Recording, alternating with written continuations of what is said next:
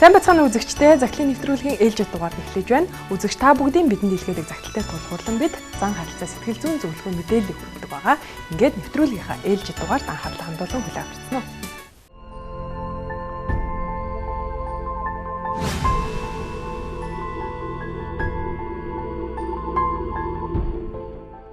Үзэгч та бүхэн амралтын өдрүүдэд ая тухтай сайхан өнгөрүүлж байна уу? Загтлын нэвтрүүлгийн ээлжид дугаар та бүхэндээ хүрч байна. Өнөөдөр бид студидтэй хүрэлцэн зочтой танилцуул нэвтрүүлгээ эхлэе.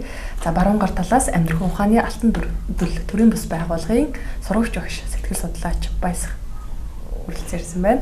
Тэр баярлалаа. За мөн Монгол хүн байгууллагын зөвлөгч Алтан туяа хүрэлцэн байна.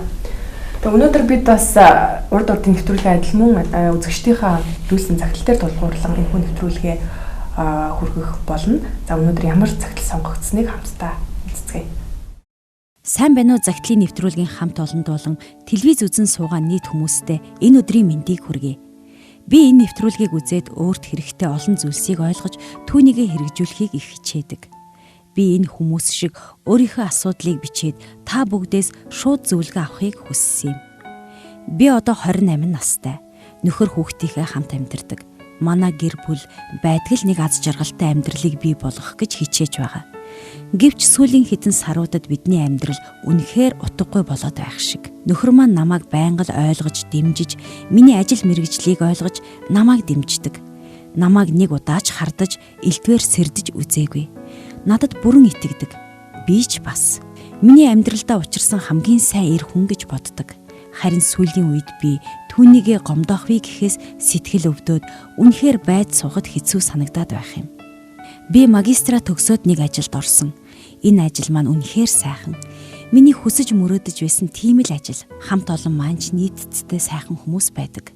Энэ хамт олныг барьж босгож, өдий зэрэгтэй авч явж байгаа хүн бол манай байгууллагын дарга. Бид бүгд түүнийгээ хүндэлдэг. Дарга маань ч яах аргагүй хүндлэл хүлээмээр мэрэгжил туршлагын хувьд ч тэр удирдан зохион байгуулах тал дээр ч хэнийг ч дагуулахгүй тийм л чадварлаг хүн. 5-10 жилийн дараа энэ хүн шиг мундаг мэрэгжилтэн болондоо гэх хүсэл зорилгыг би анх авч урам зориг дүүрэн энэ байгууллагад ажиллах шийдвэрийг эргэлзэх юмгүй гаргасан. Харин одоо надад хүнд санагдах боллоо.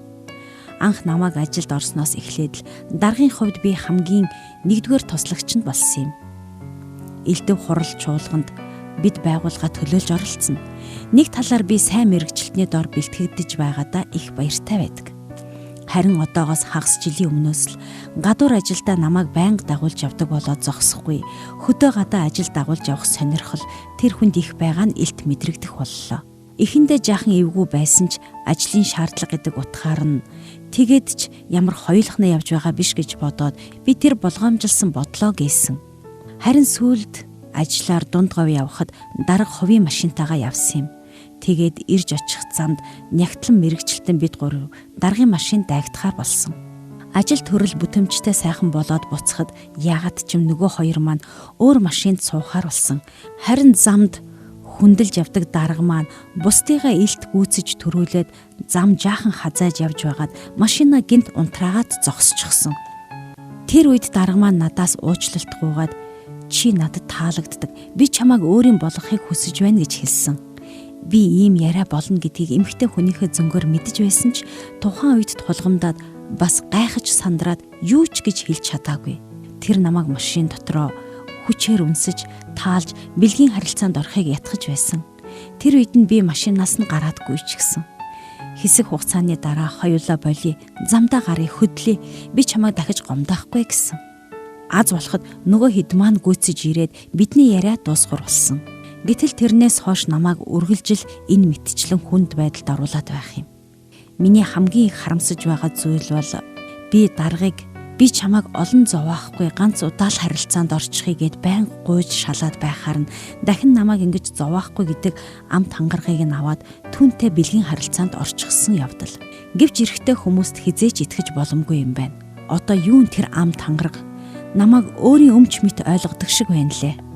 Одоо намайг гадагшаа явахдаа олон хоногоор дагуулж явах гэж байнга дарамтлаад байх юм. Бас ажил тараад харж байх замд амралтын өдрүүдэд өглөөгөр над руу залгаж ярина. Чи жаргалтай амьдарч чадаж байна уу? Чи нөхөртэй хайртай юу? Нөхөр чинь чамайг хангаж чадаж байна уу гэх мэт эвгүй зүйл байнга асууна. эр нөхрийг минь надад муучлж хүртэл ярьдаг. Би болоод байгаа зүйлийн талаар хандаа хэлчихвэл тэр маань зүгээр өнгөрөх хүн биш. Тэгээд өөрийг нь хуурсан гэдгийг олоод мэдчихвэл бидний хамтын амьдрал төгсгөл болно гэдгийг би мэдэж байна. Би түүндээ яаж тийм муухай зүйл хийснээ хэлэх вүлээ дээ. Намайг ажилдаа амжилт гаргаад тушаал дэвшээд явж байгаад баярлаад унаад хэрэг хүртэл авч өгнө гэд бори бохс хийлгүй ажиллаж яваа хүн шүү дээ. Гэтэл ийм байдалтай байгаагаа хэрхэн хэлэх вүлээ дээ. Санаанд ч багтахгүй байна. Дарагтайгаа харилцаа муудлаа гэхэд би ажилгүй болно. Би энэ ажлаа, энэ амжилт карьераа алдмааргүй байна. Түүнтэй муудчихвал би энэ салбартаа л гიშгэх газаргүй болно. Тэр өөрөө ч надад ингэж хэлж нэг талаараа намайг сүрдүүлж байсан. Намайг энэ зэрэгтээ явхад түүний ач тус их байгаа. Гэтэл цаашид байдал даамжраад ханаа хуурч мэхлээд явна гэдэг сэтгэлд шаналгаатай хэцүү юм. Хулгайч хүн байнга л баригдчихвээ гэж айж явдаг гэдэг шиг би байнга л хийсэн алдааныхаа талаар бодож хүн хар мэдчихвээ, элдвээ юм эр нөхрийн минь чихэнд хүрчихвээ гэж айж сэтгэл дотроо ханаасаа уучлалт ирж явдаг. Би үнэхээр яахаа мэдэхгүй байна. Энэ бодолтой дарагдаж гүйцлээ. Ямар ч гарцгүй мэт байх юм. Магадгүй би хитрхи их юм бодоод байгаа юм болов уу? Та бүгдд ийм зүйл тохиолдвол яах байсан бол надад зөвлөж хэлээч.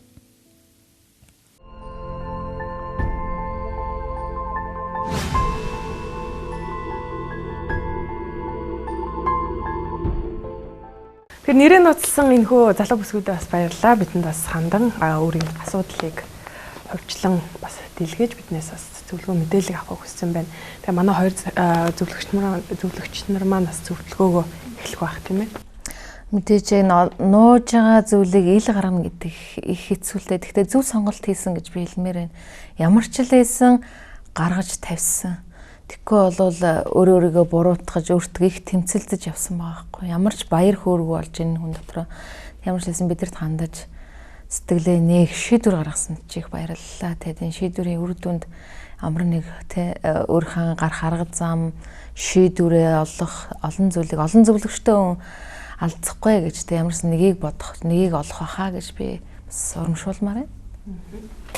Тэгээ бас нөгөө өөрийнхөө амьдрал тохиолдож байгаа хүн өөртөө тохиолдож байгааг асуудлаа ил гаргаад бас ингээд өөрийгөө бас тийм ээ одоо ялахын тулд энэ буруу зүйлийгээ тийм ээ ялж бас өөрийгөө цаашлах хэмбэ гэдгээ мэдхийн тулд энэ зүйлийг хийгээд сонголт хийгээд бас загтал бичиж байгаа энэ залуу бүсгүүд бас баярлалаа. Энэ өдрийн мэндийг хүргэе гэж бас хэлмээр байна. Тэгэхээр бидний нэвтрүүлэгтээ бас байнга хамт байдаг үзэгчдийн маань хийхийг бас эмгтээчүүд эзэлдэг гэж хэлж болно. Тэгээд ихэвчлэн бас бүсгүүчүүд өөрсдийн амьдралд тулгараад байгаа замун ажилд ч гэсэн тулгараад байгаа энэ асуудлуудаас дэлгэдэг. Тэгээ энэ удаад бүсгүй маань цагтлан уншаад хүлээ авч явахад мэдлээ бас хүнд асуудал юм шиг тийм ээ. Яаж боломжгүй асуудлаас бидний амьдрал заримдаа тулгарладаг.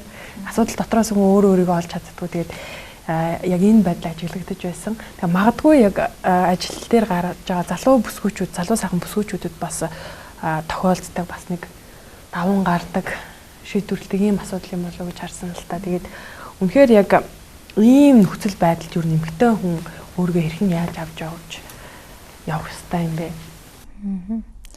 Тэгээ энэ дээр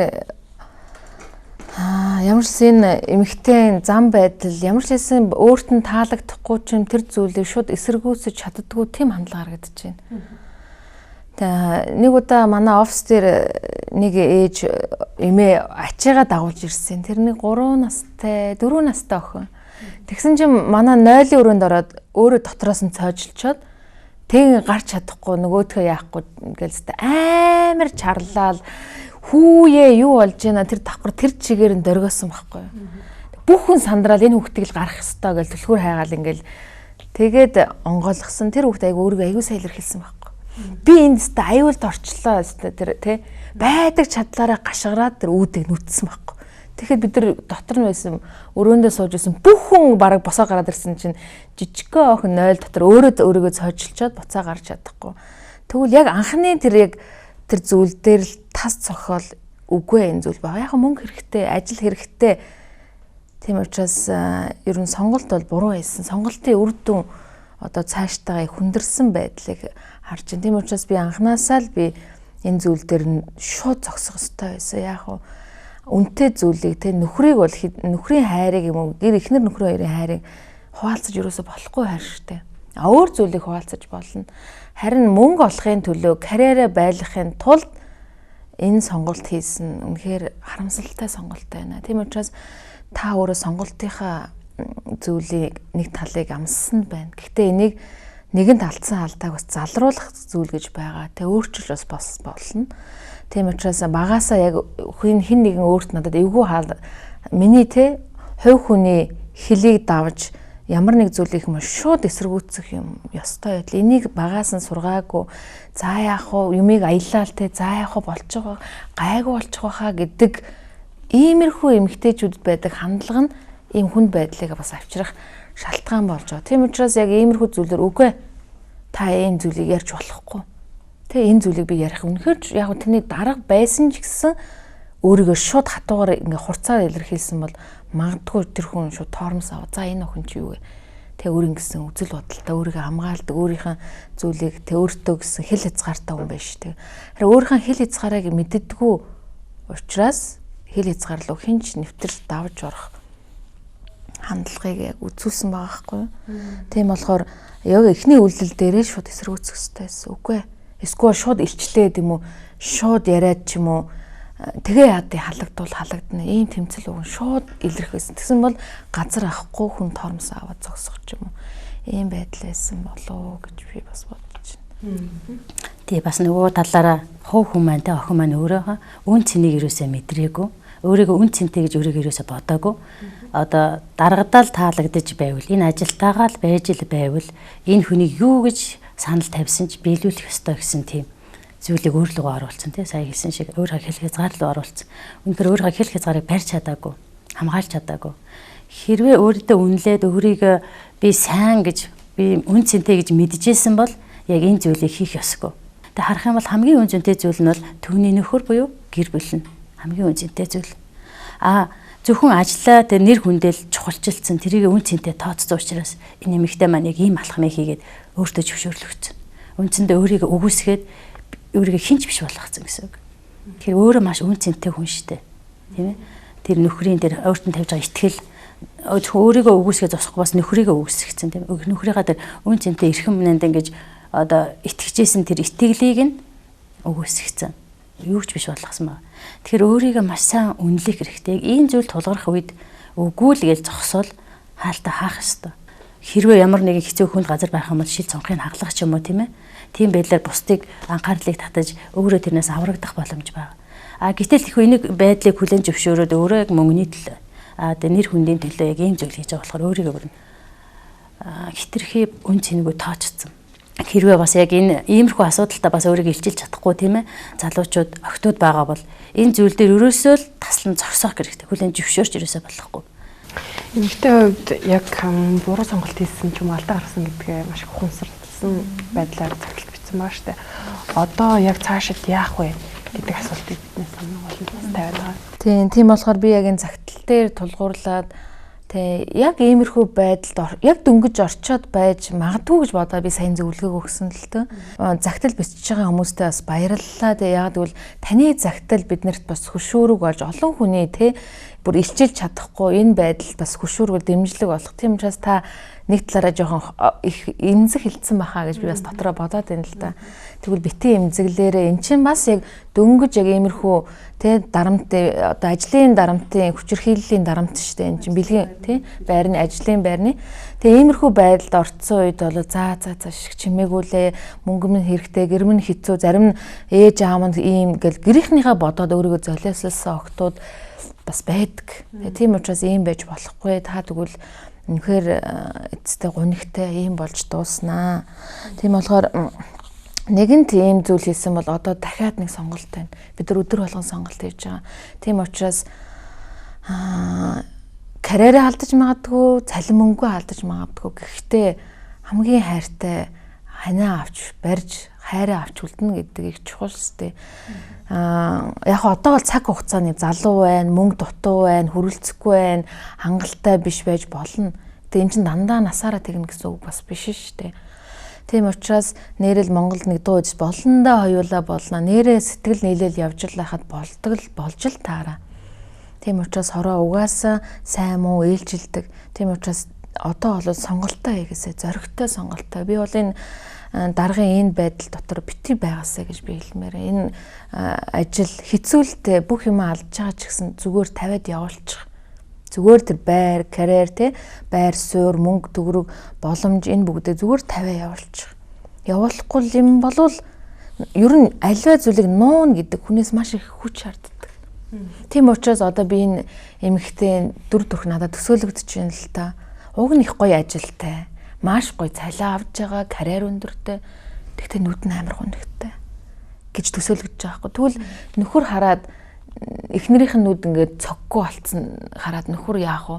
Эхэндээ ингээд сүүл рүүгээ гайхна штэ. Тэ? Сэтгэлийн чинь тийм учраас хүн дотор байдаг гал цогоо алдаж эхэлсэн байдал яг ингээд цахаан дээрээс нь харахад яг илэрч байгаа байхгүй ингээд ярианых нь үг сонгож битсэн үгийг харах юм бол ер нь гал цаггүй болж байгаа. Тэгээ өөрийгөө их буруутгах байгаа ойлгож байна. Тэгтээ өөрийгөө уучлах хэрэгтэй энэ зүйл дээр. Уучлахгүй л ял дотор амьдрна. Тийм болохоор аливаа зүйлийг нуун гэдэг бол их харамсмаар. Нуусан зүйл заавал илчлэгддэг цаг хугацааны дараа илчлэгддэг. Тийм учраас өстой юу ч болдог байсан бэ? Муу нухар сайн илчил гэж би бол нөхөртөө яриасаа л гэж би бодно. Амар хэцүү. Бараг салъя гэж хэлэх бах. Ингээд дуусж байгаа юм шиг. Гэхдээ энийг сэтлээд хайр нэг талаараа шалгагдчихээн гэсэн үг байхгүй. Нөхрийн үнэн хайр шалгадана л гэсэн үг. Ийм байсан ч ихнэрээ үргэлжлүүлээд хайрлах уу, уучлах уу? Аруу уучлахгүй зогсох уу? Өөхөختөө өхөр бууга тавихгүй өгчээр дарга болвол те нөхцөл байдал ямар шахаанд оруулж болно. Тэр хүнийг янз бүрийн байдалд оруулах нь бол юу ч хийж ямар ч айш авир гаргаж болно. Өөрөө л гүгээд ийсэн юм шиг харуулж чадна. Тийм учраас энэ ханаасаа юм нуун гэдэг бол их л сэтгэл зүйн хувьд олон юмд маш их дарамтлагдж байгаа. Сүнсний хувьд ч гэсэн дарамтлагдж байгаа энэ байдал гэр бүлийн ирээдүйн амьдрал харилцаанд ч гэсэн нөлөө үзүүлнэ. Яг л би өмнөх жил нэвтрүүлгүүдээр ч гэсэн ярьж байсан. Ганц удаагийн шөнийн явдал 5 талын холбоосыг авчирч байна шүү дээ. Сүнсний, сэтгэл хөдлөлийн, санхүүгийн, махан бие энэ холбоос угаасаа үргэлжлээд тэ дараа нь ямар үл ойлголцох байдлууд ч гэсэн дахиад өршлүүлээд авч яваад хүндрэлийг гаргах вэ гэж. Тийм болохоор ер нь зогсоогоод илчлээд ярилцсан гэдэг л зүйл. Гэхдээ үнэнтэйгээ нүр тулах их хэцүү. Шүдээ хавирж орилмоор санагдана. Гэхдээ үнэн л таныг чөлөөлнө. Үнэнтэйгээ нүр тулж ижил энэ гэр бүл аврагдаж чөлөөлөж харилцаа улам бий болж тэ яг нүд нүдээ хараад халуухан л та амар хэцүү гэдгийг ойлгож байна. Гэхдээ энийг сэтгэлгүйгээр гэр бүлийн ад жаргал гэр бүлээ авч үлдэнэ гэдэг бол хуурамч. Хуурамчаар ингээл юу ч болоогүй гэл явж болно. Гэхдээ хүн сүнстэй штэ, хүн сэтгэлтэй ямар нэг байдлаар мэдэрдэг байхгүй нөхөр. Мэдэрнэ. Миний ихнэр биш байна да.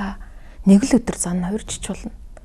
Одоогийн тохиолдоод байгаа зүйл өөрийн чинь өмнө хийсэн зүйлийн сонголт. Тэгвэл ирээдүг өөрчлөх зүйл өнөөдрийн сонголт чинь. Өнөөдөр ирээдүйд эхнэрийг нөхрийнхаа энэ гоё хайрыг авч үлдэх үгүй юу гэдэг магадгүй заримдаа бид нар хийсвэрээр боддог. За ингэ хэлжүүл нөхөр мөн өстой салаа явчих болов. Айгу эсэргээрээ бүр таныг уучлаарай би чамайг хангалттай санхүү мөнгөөр хангаж исэн бол ийм зүйл болохгүй байсан юм а намайг уучлаарай гэх нөхөрч юм билүү те. Тийм учраас хүний өмнөөс бодоод төсөөлөд хийсвэр айдсан дотор яваад иддэг. Би нөхрийг харахад бол үнэхээр сайн нөхөр харагдаж байна. Үнэхээр ийм нөхөр юм чинь бас уучлах байхаа гэж би бодож байна. Гэтэ үгүй ч шин магадгүй. Гэхдээ хүн тэг яг ийм зүйл өөр төр бууж ирнэ гэдэг бол амар шүү дээ. Гэхдээ ямар ч л байсан хайр гэдэг бол би нэгэ уучлж араандаа орж улам бүр би энэ тэгээ нэгдэх зүйл байдаг. Хайр дандаа гоё байдаггүй шүү дээ. Хайр заримдаа сахилгажуулна, хайр заримдаа хатуу зүйлийг хэлдэг. Харин бид нар дандаа л нэг сайхныг яриад хайрын дотор бас үнэн гэдэг юм байх ёстой гэж би үздэг. Үнэхээр хайр дотор үнэн байх ёстой. Үнэн хайр хоёр нийлж ижил бат байна гэсэн. Тийм учраас нөхрөөсөө нууж гинэ гэдэг чинь таны сэтгэл нөхрөөсөө ургахын ихэнх шат тавигдсан гэж би хэлэх гэж байна. Тийм учраас энэ байдлаа эргүүл энэ замаасаа эргээг бол үннээ хэлээл ирэхээс арга байхгүй. Тэгэхээр яг саяны таны хэлсэн энэ өөргөө илчлээд тийм ээ одоо тэр тухайн дараасаа ингээ харилцаа таслаа гэхэд гарах үр дүн зүгээр одоо яг миний зүгээр яг хүн ухаанаар бодоход бол нэлээ хүнд байгаа штэ. Жишээл ажиллаад ч вэ. За тэгээд дараагийнхын хувьд бол яг энэ салбартаа дахиад чамайг жишг газаргүй болгоно гэдээ бас хүртүүлсэн байна. Тэгээд магадгүй нөхөр маань бол яг энэ тохиолдолд намайг хаяад явах байхаг өөрөө итгэлтэй байгаа. Тэгээд бас нөгөө талаас нас хараад үзье те. Үнэхээр энэ алдаа гаргацсан энэ ихнэрээ ойлгоосоо гэсэн байдлаар нөхөрт нь энд эрэгтэйчүүдэд бас нэг хандаж зүйлийг хэлэх хэрэгтэй. Тий үнэхээр хэцүүлдэ эхэндээ шууд би чамайг уучлж байна гэхгүй хэдэн өдөр дуугаа байна боднох ямар энэ зүйл болох л ёстой. Тэгээд үнэхээр би уучлаа цаашаа явах уу гэж. Тийм учраас би нөхөр хүнийг уужим сэтгэлээр хандаасаа тал шигэ монгол хүн штэ. Тал шигэ уужим сэтгэлээр хандаад нэг удаа их нэртэй боломж өгөөсэй. Нэг удаа дахиад алдахгүй байх боломжийг өгөөсэй гэж. Тийм учраас иймэрхүү үл уучлал, ийм өөрийгөө буруутгах байдал хүнийг те хүсээгүй үр дүн рүү дагуулцдаг, өөрийгөө амьдралаа суудах, өөрийгөө те буруутгах гэж цаашлаад үнэхээр амиа юу гүтгэх байдал дандаа буруутгах талтай. Өөрийгөө уучлж чаддаггүй хүн юу н амиа буруутгах, амиа хорлох хандлагатай байдаг. Тийм учраас энэ буруутгал гэдэг юм чинь хэн нэгнийг буруутгаад байхгүйгээр нөхөр хүн уучлж юу таа ч гэсэн тий алдаа хийдэг штэ. Таа ч гэсэн тий. Тэгээ Библиэлд байдаг нүдэрээ хараад хүнийг тачаадж байгаа хүн завхаарсантай яг адилхан гэж. Тэгвэл нөхөр магадгүй өөр эмэгтэйтэй яваагүй байсан ч гэсэн нэг биш удаач гэсэн та нэг эмэгтэйг хараад тачаадаагүй гэж юу. Тэгвэл Библиэлд дэнсэлж байгааг харах юм бол таа ч гэсэн сэтгэлдээ хэн нэгэнтэй завхаарсан л байхгүй юу.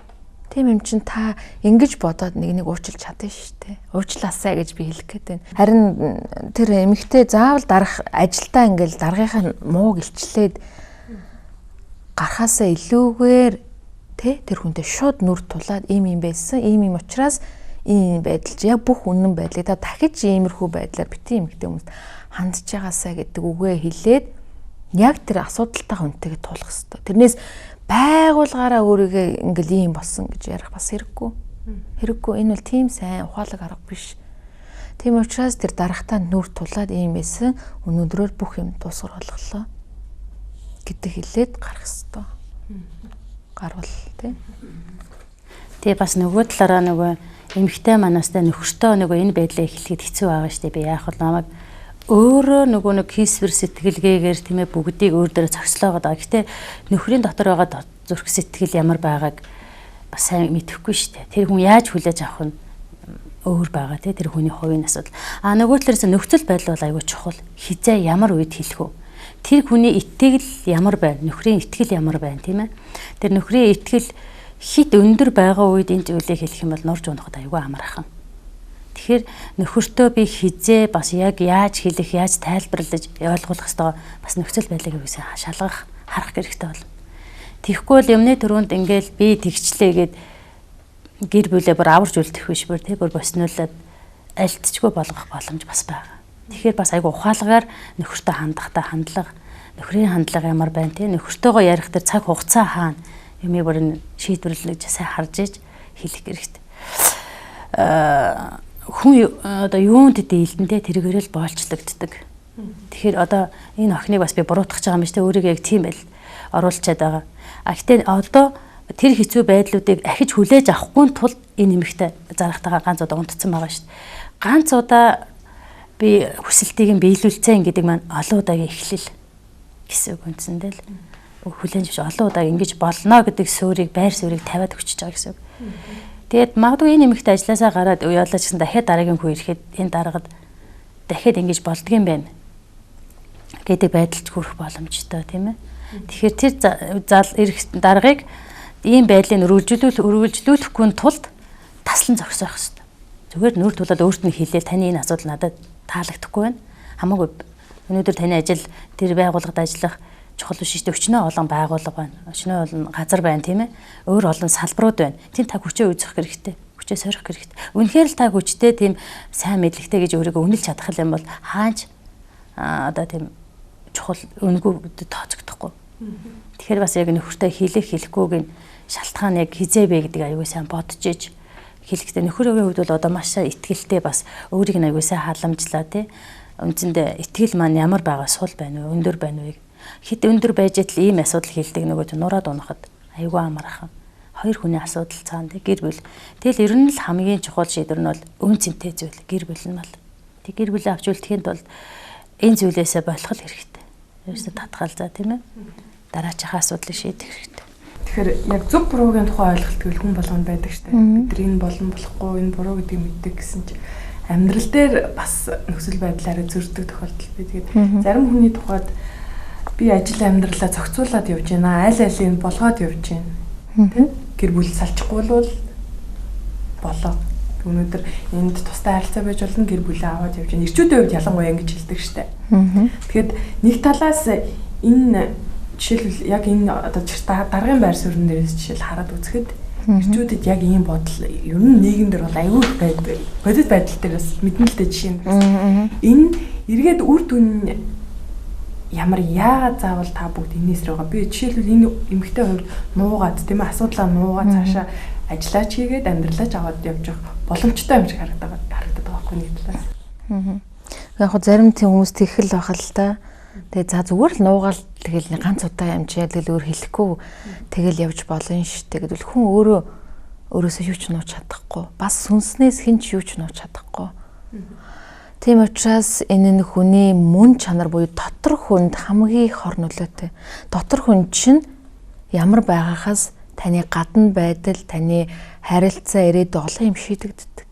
Бид нар сүүлийн 70 тухамсар гэл амар ярьж байгаа шүү дээ. 70 тухамсар бүхнийг чадна, 70 тухамсараар бол бүхнийг болгодог. Энэ юу гэдэг вэ? 70 тухамсар гэж дотор хүнийг хэлээд байгаа.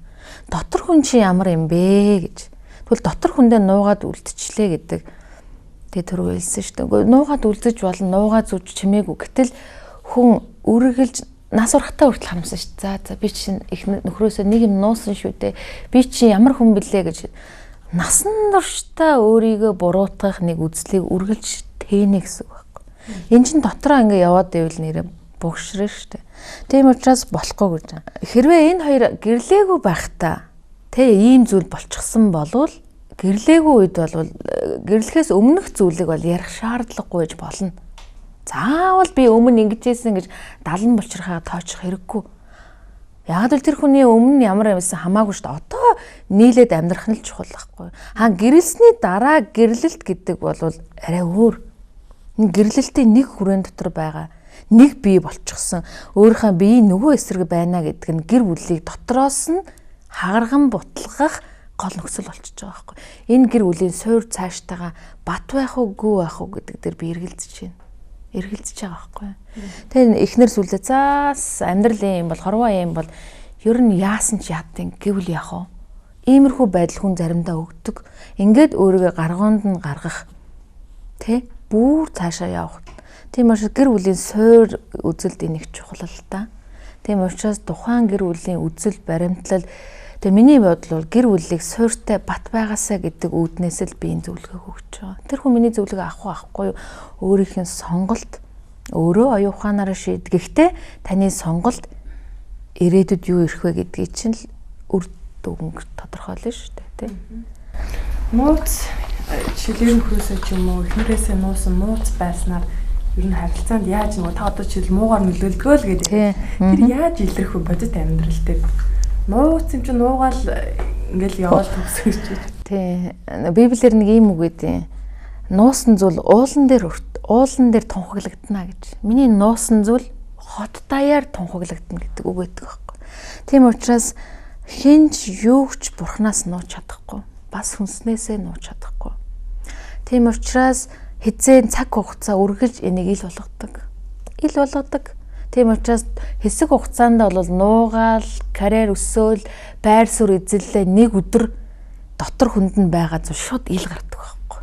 Ил гарна. Тийм учраас энэ нь хор нөлөөтэй гэж хэлж байгаа. Одоохондоо л яг аль нь ч мэдээгүй ямар ч лсэн 1 жил өнгөрлөө, 2 жил өнгөрлөө мэддэхгүй юм шиг бүх юм мартагдцсан юм шиг байтал гинтхэн л нэг өдөр санаанд орохгүй байдлаар илэрч болдог. Тэ илэрч болдог. Тэр учраас гэр бүлүүд эхнэр нөхрөө бие биенээсээ юм нууж хааж ингэж ингэвэл энэ гэр бүлийн харилцаа сул байна л гэж би хэлнэ. Харин илүү нээлттэй байх хэрэгтэй. Бүх төл дээр. санхүү дээр, секс ярилцаан дээр, бодол сэтгэлгээд бүх тал дээр эхнэр нөхөр хоёр нээлттэй юу ч нуух ёсгүй. Нээлттэй байвал энэ гэр бүл үнэхээр ад жаргалтай суурь сайн байна. Тийм учраас гэр бүлийнхаа суурь фундашныг барихад нууц зүйлийг байлгах ёсгүй. Өнгөрсөн гэрлэхээс өмнөх зүйлийг бол ярих хэрэггүй. Ийм байсан гэж тоочих шаардлагагүй. Харин гэрлсний дараа бол бүх юм нээлттэй байх хэрэгтэй. Энэ нь гэр бүлтэй их ирээдүйн харилцаа, санхүү олон зүйл дээр энэ нөлөөлөл суурь нь сайн учраас маш гой сүндэрлэл явчихна. Гэр бүл гэдэг бол байшин барихтай адилхан шүү дээ. Тэгэл буруу ярьж ингээ хазгаа явал ингээд далигаа явал нэг өдөр нурна. Энэ яагаад бол суурь нь буруу учраас нураахаас үр арга байхгүй.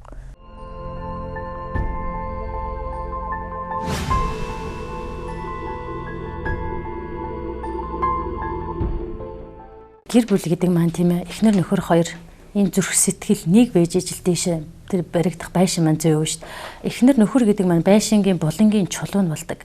Хэрвээ байшингийн булангийн чулуу ямар нэгэн одоо тийм ээ буруу тавигдах юм уу хазгаа тавигдах тохиолдолд тэр байшин тийм хэлбэр дүрсээ алдсан л юм гарч ирнэ шүү дээ. Тэгээ тийм их тэр сүрийг тавихын тулд булангийн чулуу нь ямар байх хэвээр.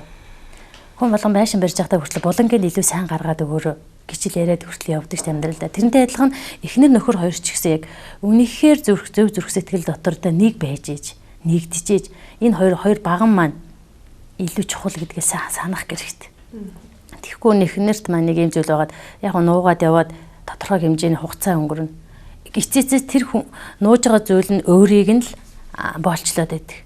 Өөрөө тэрэндээ идэгдээд, дотроосоо идэгдээд, гаднаас нь харахад сайхан бүрхүүл дотор нь бол маш их ялзрал явагдсан. Найдас, гомдол одоо бүх юмнууд дотроос ингээд шүүр шанаг болтол нийцсэн баг. Нэг л өдөр тэр ямар ч хэврэг шүү дээ. Нэг л өдөр гаднаа дахиад нэг асуудал тулгархад бол тэгэл юу ч болно л гэсэн үг. Нураад очих дамархан. Тэгэхээр одоо үндсэндээ яг тэр зүйлүүдийг бол таслан зогсоох л хэрэгтэй. Ерөөдөөсөө л хийж болохгүй. Тэндээ гимшээд одоо өнөөдөр таны ажилтай байх, мөнгөтэй байх чухал уу? Бас тийм ээ. Тийм учраас гэр бүлтэйгээ байх нь чухал. Тэгэхээр мэдээж хүний хувьд бол гэр бүл нь чухал. Ийм байдлаас болж олон гэр бүлээс олж энэ үгээд таны үр удамдаа цаашаа дамжаад залгамжлагдаад явах зүйл байгаа. Таны ах トゥ дээр ч гэсэн харагдаа зэ. Бүхэл бүтэн байгууллагад дунд ийм зүйл байна гэдэг юм. Тэр байгууллагад байгаа бүхэл хүмүүсийг хор хөнөөлөөр утж байгаад адилхан байхгүй. Тэгэхээр яг энэ явдлыг зогсоогоод болох хэрэгтэй. Нөгөө хүнээ бас сургаж өгч байгаа гэсэн үг. Мэдж байгаа учраас аль төрүүлж мэдсэн нь буулт хийгээд зөв зам руу алхах нь зөв байхгүй. Тэгэхгүй ингээл адилхан ойлоо нуугаад өөрөөсөө эрх ашигын төлөөл яваад авах юм бол эндээ л боолчлогдоод үнэхээр тийм хэцүү зүйлд хүрнэ. Яаж бодсон ч гэсэн тийм. Тэгэхээр цагтл дээр дурддагцснаар бол яг дарга том бүсүүд хэлж байгаа бас нэг зүйл байгаа л да. Энэ болохоор гэр бүлийнхаа өмнөөс ханамж авахаа байж гисэн тий. Гэр ихнэрээ хүсдэгч харин чи чамайг л би хүсээд чи надтай байх надад тийм сайхан байна. Энэ бас нэг гэр бүлийн нэг дүр зураг харагдаж штэ арай нэг өөр. Жишээлбэл магадгүй гэр бүлийн харилцаа удаан яваад ихээр тухайн нэг үе шатандаа ч юм уу бие биед хүсгээ байж гисэн хүн дээр ч гэсэн ийм байдал гараад идэг юм шиг. Тухайн үед мэдээж эрэгтэй хүн бол бас ингээд арай нэг өөр зүйлийг хүсээ тайгаад явдаг юм шиг энэ зүйл ажиглагдаад байна л да. Тийм. Энд дээр бас юу хэлэх вэ? Гэр бүл талдаа тийм, ер нь секси харилцаа гэдэг бол гэр бүлийн бас аягүй чухал цөм хэсэг л тий. Тэг их чухал байр суурь эзлэх ёстой. Тийм болохоор ер нь түрүүн ч гэсэн биелсэн эхнэр нөхөр хоёр секси харилцаанд илэн далангуй байх ёстой. Монгол эмэгтэй хүмүүс ер нь ичимхий бүрэг гэдгээр ер нь чимээгүй. Гэтэл энэ байдал нь зөрчилдөөнийг үүсгээд тий нөхөр тийм сэтгэл дундуур байдалтай байвал өөр хүнийг харж эхэлнэ шүү дээ. Өөр хүнийг хайж эхэлнэ. Тийм учраас яг энэ талын боловсрал нэрээ дутуу байгаа л да. Монголд яг энэ ерөөсөл хүн болгон математикч болохгүй арь хүн болго ээж болов өөрөөр хүн болго эхнэр бөгөөд нөхөр болно. Тийм учраас эхнэр нөхөр хоорондоо ямар байх ёстой вэ гэдэг наад захын ямиг тэ нарийн ямиг зааж өгдөг. Бүдүү баддаг л өөрийн нэг инстинкт юм уу нэг найз нөхдийн болсон болоогүйгээс авдаг. Тэг алдцгаадаг. Тийм учраас энэ сэтгэл ханамжгүй байдлууд нь бас өөр хүм рүү явах энэ байдлыг өгч байгаа. Тийм учраас эхнэрүүдэд бас энэ бас их чухал нээлттэй байх хэрэгтэй. Ичих хэрэггүй шууд ярилцах ёстой. Тэ айгүй нээлттэй байх хэрэгтэй байхгүй. Тэгээ энэ дээр бас өөрөө ч гэсэн хүсээд чөлөөтэй ярих хэвээр ичих ерөөсөө юм биш. Ичгэл юм бол эн чинь зөв биш байна л гэсэн үг. Ямар нэг буруу юм байгаад энэ яваад байна гэсэн үг. Тэгэд энэ дарга болвол юу яаж байгаа л та эхнэрийн сэтгэлийг бодол санааг эргэлзүүлэх үгнүүдийг их хэлж байгаа. Өөрөөлөл хэд хэдэн зүйлсүүд байсан шүү дээ сая. Нөхөрч ер нь чи тэ нөхөрчин чамайг ер нь аз жаргалтай байлгадаг, чамайг хайрладаг юм уу, чамд хэрэгтэй зүйлсээ чи баг авч өгдөг юм уу гэд өөрөөлбөл нөхрийнхээ хайранд эргэлзүүлэх сэтгэлийг өгөөд байгаа байхгүй. Эхэндээ шууд эсэргүүцдэг. Үгүй минь хүн надад хайртай. 2 3 хэлэх юм бол хүн эргэлзэж эхэлдэг. Нэрээ тийм. Нэр хайртай бол яа намайг ингээ ажил хийхгүй санхүүгээр хангачаагүй юм болоо гэж бодож эхлүүл энэ бодол чинь өөрийгөө нээж өгөх, өөрөө нээж өгөх үйлдэлийг авчирсан байхгүй энэ бодол. Эргэлзээтэй бодол. Тийм учраас ер нь нөхрийн талаар сөрөг юмыг ерөөсөө сонсож болохгүй. Адам Эва дээр моёрын сүнс юу Библиэр гэдэг моёрын сүнс ирээд асуудаг штэ. Нэрэ бурхан чамд хайртай юм уу? Нэрэ чамд энэ жимсийг битээ идэж хийс. Үгүй зүгээр л эргэлзүүлсэн баг. Эргэлзүүлэнгүүтээ гимэлэгдсэн.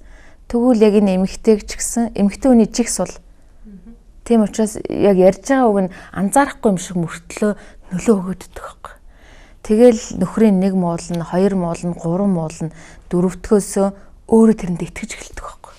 Нэрэ эргэлзэж эхэлдэг. Хэлэхгүй ч гэсэн нэрэ минь нөхөр хайртай юм уу? Нэрэ юу лээ гэл ингэж бодоод энэ эргэлзээ байдал нь асуудлыг авчирч болно. Тийм учраас нэрэ ханыхаа талаарх сөрөг юмыг найзтай өртөө сонсох хэрэггүй. Найз нар тамаа нөхөр ийм сте тэг хэрэггүй. Тэгээ миний хувьд би бас нөхрийгөө муулах юм уу тийм байдлыг үнэхээр бүлээн зөвшөөрдөг. Энэ үнэхээр хөрөлөөтэй. Зүгээр за яг тийм бичтэй гэж сонсох энэ миний дотор хүн нөлөө үзүүлчихдэг. Нэрэ тийм шүү. Тийм учраас минь нөхөр ингээд байна гэж ээжтэй аавдаа очиод найзтай очиод ойлгоно гэж бодвол ярьдаг л та муулдаг.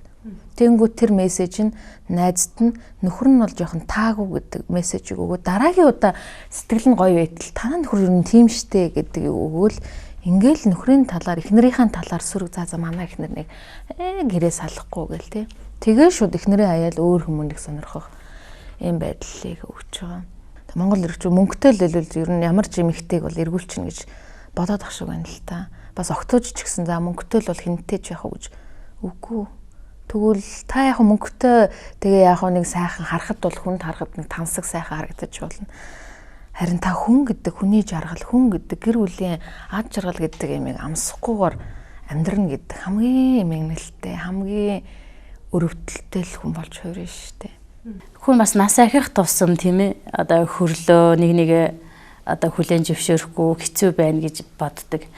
Үгүй энэ бол яг үндсэн гэр бүлийнхаа яг үндсэн одоо эрх мэдлэг тийм ээ үн цэнийхээ хувьд бол нас ахих тусам улам тэр хоёрын явж байгаа зам нийлээд нэгдэх ёстой байхгүй. Бүр илүү хайртай болж илүү бүр ингэ дотн болох ёстой. Гэтэл манай гэр бүл монголчууд маань тий бас энэ зүйлийг одоо гэр бүлүүд буруугаар нь ойлгоод байдаг. Нас ахих тусам хүн болгоно өөрийгөө үгүйсгэж эхэлж байгаа толботой л даа энэ чинь. Би одоо нас ахицсан, би хүчгүй сул. Ингээд өөрийгөө ингээд үгүйсгээд байгаа учраас энэ зүйл нь би одоо тийм чадахгүй болж байна. Би одоо тийм биш гэдэг. Дандаа өөрийгөө чадваруудыг ингээ өгөөсгснээс болоод тэр сэтгэл хөндөрөл, сэтгэлийн хөрөлт гэдэг тийм ээ энэ зүйл бий болж байгаа.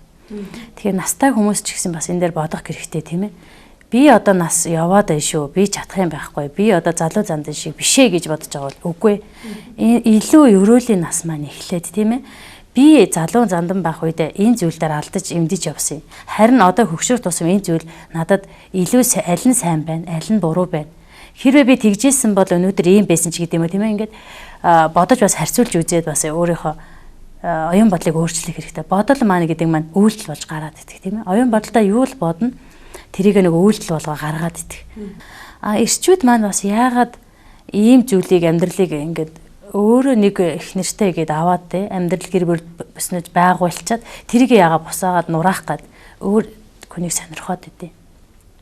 Тэр эрчүүд маань бас энэ дэр эр хүний байр суурь нь хаана байна? Хинбэ гэдгийг аягүй сайн бодох хэрэгтэй. Зүг хаа хамаагүй нэг хүнтэй унтаад өөрийнхөө тэр өрийн шингэнийг асгаад яваад байна гэдэг бол өр удам хаа хамаагүй л явуулж байна л гэсэн үг. Үндсэндээ тийм ээ. Тэгээ хаа сайгүй л хогийг асгаад л яваад байвал гудамж тал руу яаж бохирддаг вүлээ. Тэрнтэй бас зүүрлэж бодох хэрэгтэй. Тэгэхээр эрэгтэй хүмүүс гэдэг маань өөрийнхөө үн цэнийг л мэдрэх хэрэгтэй. Эр хүмүүс чинь агуу зүйл тийм ээ. Гэр бүлийн бас нэн тэргүүн толгоо, үр хүүхдүүдийн бас эцэг хүн. Тэгэхээр бас өөр эрэгтэй хүмүүс гэдэг маань өөрийнхөө үн цэнийг л сайн мэдрэх хэрэгтэй. Өөрийнхөө эхнэрээс илүү тийм залуу охтуудыг ч юм уу өөр эмэгтэй одоо нэг эрэгтэйчүүд маань ингээд хараад л одоо нүдэрээ хараад л ачаадахад л авахарсантай адилхан тийм ээ. Тэр үнэхээр тэгээ харцсан учраас тэрийг үйлдэл болгох гээд араас нь тэмүүлж эхэлдэг.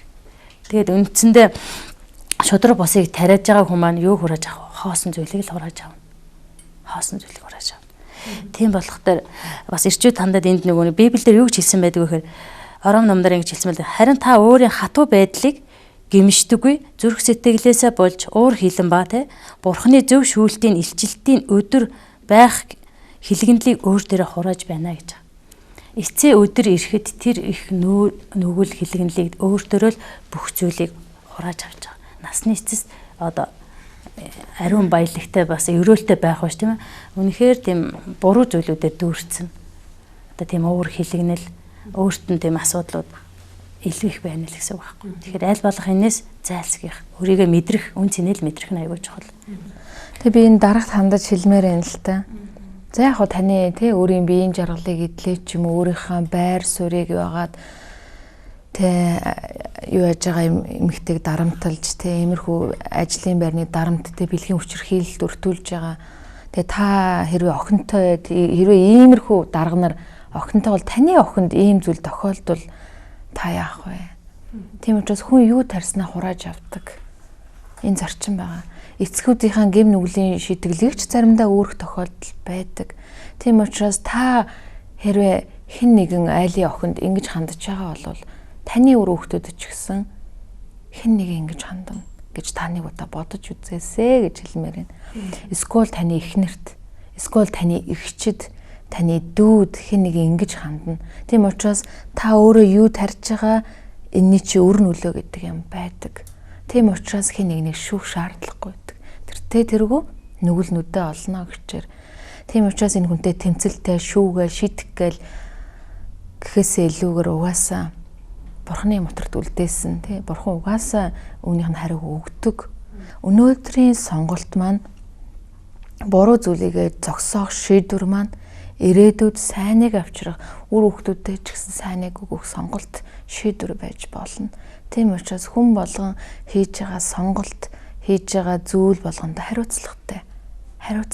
Бүх хүн заа гэж хэлж байгаа, сонгож байгаа, бодож байгаа бодол болгонд хариуцлага өөрөх ёстой. Тэгээ хэлсэн үгнийхээ төлөө хүртэл хариуцлага өөрнө гэж Библиэлд байгаа шүү дээ. Ганцхан хэлсэн үгнийхээ төлөө ч гэсэн заавал хариуцлага өөрөх ёстой гэдэг үг байдаг. Тэгвэл ийм том зүйлийн төлөө хариуцлага өөрөх л ёстой. Тийм учраас яг энэ эмэгтэй бол буруу бас биш. Маш ингл байнгын дарамтанд байсан учраас энийг зогсоочихсаа гэж асуудлаа л буруу шийдэх гэсэн сонголтоосоо болоод буруу сонголтыг хийцэн. Гэтэл тэр нь зогсохгүй байгаа зү. Хүмүүс ер нь нэг за ингээл буугаад өгчвөл гайгүй олчих байлгүй гэж хуурддаг эмэгтэй хүмүүс маань. Үгүй тийм биш. За яах вэ? Нэг л унтч тэгэл болоо ш. Үгүй цаашаа явна. Нэг л сэтэлцсэн бол цаашаа давардаг. Зогсоох бол боломжгүй. Яадаг л 70 сэтгэлээд гараад ирж байгаа учраас. Тийм болохоор иймэрхүү үгнүүдэд битгий хууртаасай. Хатуу байгаа зарим үед үгүй гэж хэлээд өөрийнхөө хэл хязгаарыг барьж сурах хэрэгтэй эмэгтэй хүмүүс. Охтуудаа ч гэсэн зааж өгөх ёстой. Үгүй эн чинь надад таалагдахгүй байна гэж хэлэх ёстой. Зарим үед ээж авдаа ч гэсэн. Тэр үед чи яагаад том хүний өөдөөс дуурайд дугай. Тийм учраас хүүхэд өөрийгөө үгүй энэ чинь надад таалагдахгүй ёо энэ чинь ингэж хүн хамаагүй өөрт нь хүрэхэд дугаал ингээл бай. Энэ чинь нөгөө буруу хүмүүжил байхгүй. Гэтэл үгүй гэдэг нөгөө түрүүний үхчихтэй би ста үхэх гэж байгаа юм шиг тэр амар хаалгыг нүдэл те. Бүх хүний анхаарлыг татал бүх хүн туслах гал гүйж байгаа байхгүй. Ийм байдлыг ялангуяа эмэгтэй хүүхдүүдэд өгөх ёстой. Ангийнх нь өгч шууд үгүй энэ чинь таалагдахгүй наад яа надаа ингэж хандж байгаа гэд шууд тэрийг нураадаг. Ийм байх юм бол ийм эмэгтэй хүүхдээс бол эрэгтэй хүүхдүүд эсрэг хүүснийхэн бол зайгаа авдаг. Номхон дорой дуугаа хүмүүсийг бол ер нь хэмлээ шүү. барьдаг, дарамтанд байлгадаг. Зоригтой байгаад өөрийгөө хамгаалж үгүй гэж хэлж сураарай эмэгтэй хүмүүсээ. Үгүй, эн чинь таалагдахгүй, эн чинь намайг гомдоож, эн чинь надаа уурлах биш те. Эвтэхнэр эерэг хандлагаар тэрийг эвтэх хэлчих. Таны надад ингэж хандал, та ч их нэртэй. Би таныг хүндэлдэг. Гэхдээ таны ингэж хэлж байгаа үг чинь надад маш сонирхол эвгүй байдлыг авчирч байна. Гэт тэр хүнийг ичээх маягийн үгийг эвтэхнэр хэлчих хэрэгтэй байхгүй юу? Тэрнээс тэр хүнийг амар эвгүй байдалд оруулаад папу гэхээсээ илүүгээр те тэр чинь жоох хөвгт биш шүү дээ. Тийм учраас маш эвтэхнэр өөрийгөө хамгаалаад тэр үгэн дээр няцаалт өгдөг ухаан бас байх ёстой. Тэр мэрэгэн ухаанаар тэр үгийг хийгээл эвтэхнэр тэрэн дээр цэг тавилчиж байгаа байхгүй. Дахиж тэр хүн надад тийм сэтэл сандлаар хандахгүй харин хэлсэн үгэнд амар ичээд тэгээд тэр байдлыг зогсоох хэмжээний юм болох ёстой. Хэн нэгэн танд таалагдж байгаа гэдг нь бас муу зүйл уг нь биш л те. Хүүе чи надад таалагдж байна гэдг нь шууд тэр хүн надыг сонирхоод байна гэсэн үг бас биш байхгүй юу. Тийм учраас тэр байдалд нь ч гэсэн эвтэхнэр хариу өгөөд тэр байдлыг цааш нь давруулахгүй ч юм уу хэтрүүлэхгүйгээр зогсоодог байх ёстой. Загтал дээрээс бас харахад ийм зүйл надад ажиглагдсан л та. Цаашид яг энэ миний хүсэл мөрөөдлийн мэргэжлээ ажиллаа. Би энэ ажлаа хизээж авмааргүй байна. Цаашид ингээд амжилттай баймаар байна гэсэн нэг ийм зүйл дурдаад түүнийх нь дэмжлэг тусалцааг энэ хүн өгөөд байгаа учраас энэ бас нэг талаар алдаж боломж юм шиг бас битсэн байсан л та. Тэгээд ер нь ингээд яг ойролцоо насны эмэгтэй хүний хувьд цагтлын уншаад үзэхэд болж өгвөл нэг ингээд нөхрөө бас нэг гомдоочгүй мэдгэдэггүй хүн шиг. Тэгээд бас нэг дарагтайгаа ингээд цаашаа амжилт ажиллаа ахиулаад ямаар байна. Энэ ер нь яах вэ гэсэн нэг ийм асуулт харагдаад байна л та. Тэгээд яг энэ тал дээр нь зөвлөж жишээлбэл зарим тохиолдолд эмэгтэйчүүд хэлдэг штэ. Эрэгтэй хүний дэмжлэг тусалцаагүйгээр эмэгтэй хүн амжилтанд хүрдэг юм аа. Эсвэл мөрөөдөлтөд хүрэхин тулд ямар нэг зүйлийг заавал золиослох ёстой ч гэдэг юм уу. Тэ? Тэр чадлыг бусдаас хайсан ч юм уу. Магадгүй өөрийгөө дутуу үнэлсэн ч юм шиг ийм зүйл эмэгтэй хүнээс ажиглагтаад байдаг. Тэгээ энэ тал дээр яаж энэ хүний бодол хязгаартай л байна гэж. Хязгаарлагдмал бодолтой хүн. Өөр нөхцөл байдлыг харж чаддаггүй. Өөр нөхцөл байдал надад орж ирнэ гэж боддоггүй. Зүгээр л энэ л боломжоос өөр юм олдохгүй дээ гэж бодож байгаа явцсан бодол. Тэгвэл энийг сэтгэлээсээ үгүй харин сайхан сэтгэлийн үзүүрч шар тас гэж сэтгэл чинь зүв байгаад хандлага чинь зүв байвал хорвооч гэсэн танд өв таалга нэ. Бурхан ч гэсэн боломжийг танд нээн. Тэгвэл яах юм? Нөхрөө хуурж ингэснээр энэ их мөнгийг олоод энэ мөнгөний суурь ямар вүлээ? Ямар суурин дээр энэ мөнгө босогдож байгаа гэдг нь эргүүлээ таныг устгах, сөөрүүлэх, ад жаргалгүй болгох тийм байдлыг авчрах учраас би бол энэ ажлаа болиосоо л гэж биелнэ. Өөр боломж байгаа шүү. Бити энэ байдлаар хязгаарлагдчих. Чи зүрхээ зэвэр байлгаад чи зүв байх юм бол хорвооч гэсэн зүйл. Харин зүрхчин хатуу буруу байвал хорвоо яг тийм байдлыг л таны өмнө тавьдаг. Тийм учраас зүрхний хандлага гэдэг өөр аюул чухал. Зүрх чи хэрэг байна. Хүмүүс гаднаа гоё харагдаж болно. Харин зүрх чинь ямар вэ гэдэг чинь цаг хугацааны явцад ил болчдөг. Ямар ч карьер дээр та гарч болно. Байр суурин дээр гарч болно.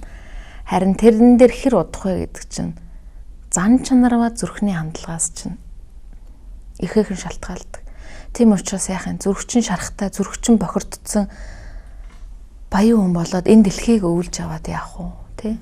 Тийм учраас өөр боломж өмнө чинь байгаа. Яагаад гэвэл чи сайхан сэтгэлтэй чи угаасаа ийм зүйлийг бодож байгаагүй ямар ч л байсан ийм нөхцөл байдал чиний амьдрал тохиолдсон.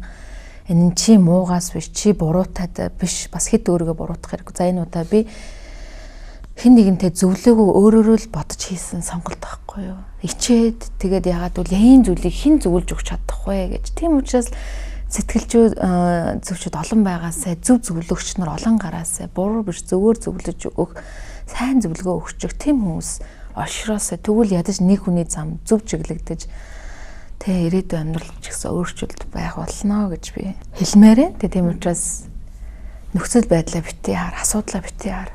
Асуудлаа хараад тэр чи уулын чинээ болно. Тэр асуудлыг зүгээр хажуу тийш нь тавиад өөр боломж надад ирнэ. Бүх боломж чиний дотор байх. Хүн болгоно боломж байдаг. Хүн болгоны дотор бүтээгч сэтгэлгээ гэж байгаа.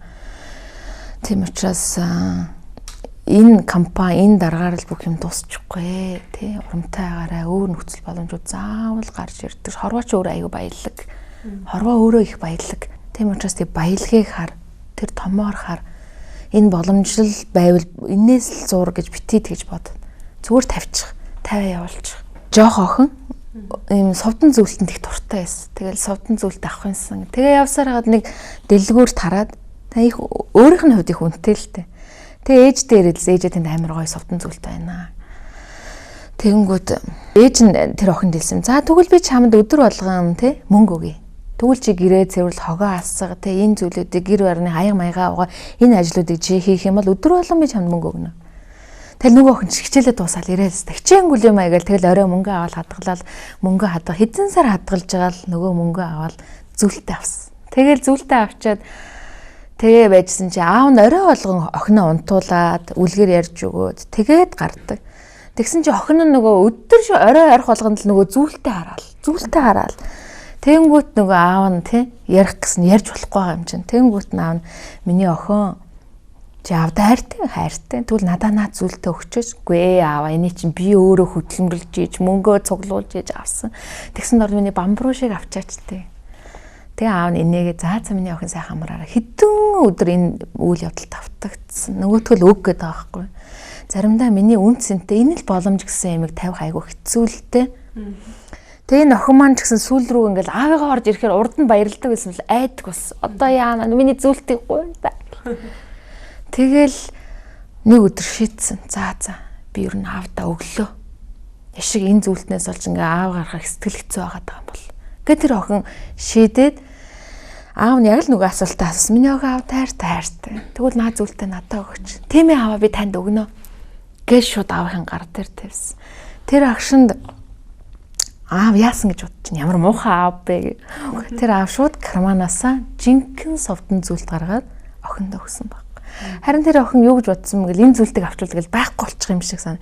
Яг л өөрөө хүчээрээ те мөнгө цуглуулж иж авсан бас үн цэн гарсан л та. Тийм учраас тавихгүйс харин тэр охин тавих үед жинхнийг авсан байхгүй. Тийм учраас зүгээр энэ ажлаа тавьчих. Бурхан чамд илүү сайн боломжийг энээс илүү тань нугалж өгөх тэр боломжийг өгнө гэж биелмээр. Тэгэхээр телевиз үзсэн суугаа захидлын эзэн маань бас олон зүйлийг тунгааж байгаа хаа гэж итгэж юмдраас зүйлээр зүүрлээд бас ятгаад зөв гарцыг бас нэлээд ойр толгойж хичээлээ тийм ээ. Тэгээ бидний нэвтрүүлгийн бас цаг хооронд хугацаас өндөрлөж байна. Тэгээд бид нэвтрүүлгийнхаа төгсгөл тухайн захидлын эзэндээ нэлээд товчоор бас тийм ээ. Яаж энэ асуудлаа шийдэх вэ ч юм уу ямар гарц боломж байгаа вэ гэдгийг бас санал болгодог мөн түүнийг урамшуулдаг юм зан шалтгаан там тийм боломж. Тийм тэгэхээр би бас нэг ишлэлийг хэлмээр санагдаж байна байвлаа. Юу гэхээр хүмүүсийг махан биеийн хүсэл тачаалаар уруу татдаг бөгөөд хүмүүст эргчүүлэг амладаг атлаа. Өөртөө ялзарлын боол билээ. Учир нь хүн юунд дийлдэн түүгээрээ болчлогдгоо гэд тийм ээ. Тэгэхээр хүн одоо сайн зүйлийг мөрөөдөж явах юм бол илүү сайн зүйлд одоо татагдаж тэргээр ингээд дүүрэн баялагийг хурааж авах болно. Харин буруу зүйлээр явах юм бол ингээд боолчлогдоод тэрэндээ ингээд дийлдээд байдаг. Библиэлд Иохан номын 8 дугаар бүлэг дээр хэлсэн байдаг шүү дээ. Нэг завхаарсан эмэгтэйг тухайн үеийн тэр Фарисей юун дээр авч ирээд одоо энэ эмэгтэйг алах ёстой гэд газар дээр нь одоо ингээд завхаарч ясныг нь барьж ирлээ. Багшаа та энийг яах вэ гэд Иесус юм авч ирж исэн. Тэр үед Иесус юу гэж хэлжсэн бэ гэвэл та нар бүгдээрээ та нар дотор гимтэй гэж байгаа гимгүү гэж байгаа хүмүүс байгаа бол одоо энэ хүн рүү чулуу шидэ. Энэ эмэгтэй рүү чулуу шидэ гэж хэлсэн. Тэгэхэд тэр тэнд авч ирээд тэрийг одоо нэг яллах гад авч ирээд одоо буруу шааж исэн хүмүүс маань яаж исэн бэ гэхээр бүгд нэг нэгээрээ настайгаас эхлээ явж эхэлж исэн цаашаа. Бүгд явсан. Тэгээ хамгийн сүүлд тэр эмэгтэй ганцаараа л тэр газар зогссоор байсан. Дахиад Иесус нэг эмэгтэй асуусан. Нөгөө Иесус асуусан маа. Нөгөө хүмүүс хайчваа гэхэд тэр эмэгтэй гайхчихсан. Нэрэл бүгд хайцсан бэл. Тэр үед нэг чулуугаар шитэж алдаг тийм төв хуйлтай, хатуу хуйлтай байсан. Гэтэл тэр эмэгтэй алуулаагүй ингээд эзэн юу гэж хэлсэн бэ гэхээр чи яваа. Дахиад битээ гим нүгэл үлдээ гэж хэлээд явуулж байсан. Тэгээ үнэхээр мөнхийн эзэн гэдэг маань хүний хичнээн гим хийсэн байсан ч гэсэн тийм ээ. Уучлалтай эзэн. Дахиад санууллаад явуулж байгаа. Тэгэхээр энэ эмэгтэй ч гэсэн та одоо дахиад хэрвээ ийм зүйл тулгарх үед үгүй гэж хэлээд л цаашаа алхдаг байх хэрэгтэй. Өөрийгөө үн цэнийг мэдрээл гязгаараа тогтоогоод тэгээ цаашаа явах хэрэгтэй. Зүгээр л тавьж өгөөл явах хэрэгтэй. Баярлалаа. Ямар ч хэсэн хүндхэн сэдвээ гаргаад ярьсан. Тэгээ бидний зөвлөгөө өөрт чинь бас жоохон ч гэсэн нэмэр болоосоо гэж үнэхээр чин сэтгэлээсээ хүслээ, ярьлаа. Тэгээд үнэхээр өөрийн чинь сонголт мэрэгэн байгаасаа гэж би хэлмээр энэ зөв байгаасаа. Тэгээд тийм учраас одоо бити айгаасаа тий айгаад байгаа шүү дээ. Одоо яах вэ? Тэгээ одоо ерөнхийдөө өөрөө мэдчихэж байгаа. За би ингэх ёстой гэдэг нэг юм доторч орсон байхаа гэж би бодож байна. Тийм учраас үнэхээр зүрх сэтгэл чинь зөв байхад үнэхээр хорвооч гэсэн зөөлөн байдаг шүү. Тэгээ юу ч тохиолдсон би зүгээрээ гэж шийдээд сонгоод үнний талд зогсоосай. Үнний тал дээр өөрөө үлдээсэй гэж би хэлмээр байна. Боломжууд чиний өмнө нээлттэй байх болтугай гэж би чамайг ерөмөр байна. Тэгээ үнэхээр танаа гэр бүл аз жаргал хамгийн сайн сайхан ойлголцол, эвлэрэл, уучлал, уужим сэтгэл энэ бүгд та хоёрын дотор байгаад эвлэрээсэй гэж үнэхээр их хүсэж байна. Улам бүр би нэгэ хайрлаасай гэж үнэхээр хүсэж байна. Бас нөгөө талаараа нөгөө те яг ийм асуудалд орчоод одоо эмэгтэй маань шийдвэр гаргаад нөхөртөө хэлэх үед тийм ээ нөхөр маань одоо хэрвээ яг ийм асуудлыг сонсохыг одоо ингээд ирж байгаа өөр дээр ийм асуудал ирж байгаа нөхрүүд байх юм бол тийм ээ бас юмны төрөнд нэг түргэн зан гаргаж нөгөө энэ тэрэг ихгүйгээр бас хүлээгээд эхнэрийгээ бас уучлаад бүр илүү хайрлаж өгөөрэй бас өөрлөгөө эргээд би юугаар нь дутаасан юм бол тоо тийм ээ би бас миний хайр өөчөд хүрээгүй юм болов гэд өөр төр бас дүгнэлт хийгээсэй гэж би бас хүсэж байна. За баярлалаа та хоёртаа. Өнөөдөр бид нар бас нэвтрүүлгийнхаа дугаар бүрийг Монголынхоо нийт гэр бүлүүдэд зориулж хийдэг. Гэр бүлүүдийн бан гишүүн бүр аз жаргалтай байгаасай, гэр бүлүүд бод бат бөх их тун хандраасай гэсэн зүйлийг ярилцдаг юм аа. Тэгээд нэвтрүүлгийн туршид бас хамтдаа байсан үзэгчтэй баярлалаа. Тэгээд цагтлын эзэндээ хандаж хэлэхэд бас асуудлаа шийдээд хэрвээ бас асуух өшөө тодруулах зүйл гарах юм бол хоёр зөвлөгчд маань илүү хөвжилж хандах боломжтой цаашаа бас үргэлжлүүлэн зөвлөгөө авах боломжтой гэдгийг хэлье. Тэгээ чиний амьдрал үнэхээр амар тайвнаар дүүрэн болох болтгоо гэж өрөө. Тэгээ асуудлаа хэрхэн шийдсэн асуудлаас хэрхэн гарснаа бас бидэнд загталт дурдж бас бидний загтал явуулаарай гэж бас энэ ташрын хэлмээр байна. За ингээд загтлын нэвтрүүлгийн ээлжид дугаар энэ хүрээд өндөрлөж байна. Ирэх дугааруудад ирхэн уулзцгаая. Баяр таа.